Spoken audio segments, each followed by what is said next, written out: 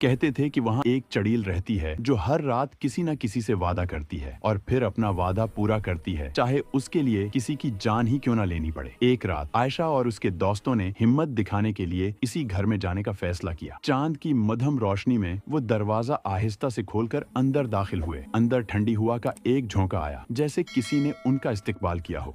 अचानक कमरे के कोने से सरसराहट सुनाई दी। एक बूढ़ी औरत अलझे बालों और लाल आंखों के साथ सामने आई। उसने हंसकर कहा, तुम में से कोई एक मुझसे वादा करे कि कल रात वापस आएगा। सब डर के मारे भागने लगे, मगर अली रख गया। उसने सोचा कि ये सिर्फ कोई वहम है। वो बोला, मैं वादा करता हूँ। चड़ील के चेहरे पर एक खौफनाक मुस्कुराहट फैल गई और वो अंधेरे में गायब हो गई।